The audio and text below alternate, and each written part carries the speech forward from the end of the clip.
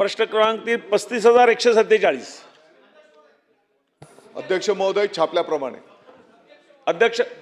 अध्यक्ष महोदय, शासनाने हे उत्तरातून स्पष्ट केले की याच्यामध्ये त्रुटी झालेल्या आहेत आणि अधिकाऱ्यांना, तिथे असलेल्या अधिकाऱ्यांना नोटीसही देण्यात आलेल्या आहेत. पण अध्यक्ष महोदय, जो पालकांना प्रचंड त्रास झाला, 10 खेपा चंद्ररोडला संचालक घालण्यात आल्या, त्यांना पालघरला जिल्हा परिषदेमध्ये जावं लागलं, प्रचंड याचा त्रास झाला.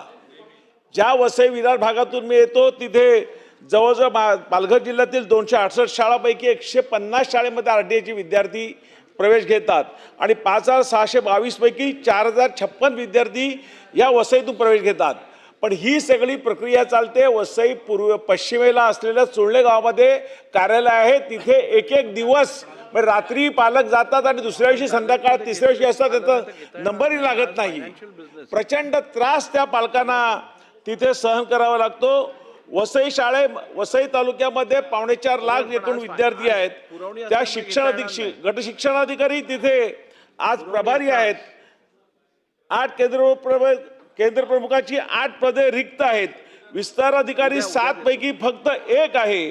लेखा अधिकारी, अधीक्षक, MIS coordinator, data entry operator ही सगळी पदं अध्यक्ष महोदय रिक्त आहेत. तर शासन ह्या संदर्भात काही विचार करणार आहे का? त्याचबरोबर 16 जुलै मागील वर्षी 16 जुलैला माननीय मुख्यमंत्री महोदयाच्या अध्यक्षतेखाली ह्याच विधान भवनामध्ये बैठक झाली आणि ह्या शाळा, जिल्हा परिषद शाळा महापालिकेकडे वर्ग करण्याचा निर्णय झाला.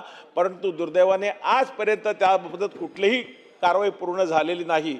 म्हणून मी आपल्या माध्यमातून मंत्री महोदयाला विनंती करतो की वसई तालुक्यातील ह्या सगळ्या प्रश्नासंदर्भात अधिवेशन काळातच एखादी बैठकीचं आयोजन आपण करणार का? अध्यक्ष महोदय,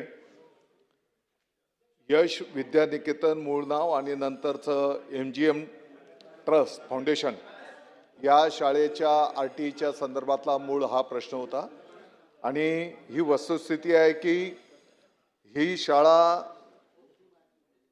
अधिकृतपणे सरकारची परवानगी न घेता 2 किलोमीटरवर त्या ठिकाणी शिफ्ट करण्यात आलेली आहे.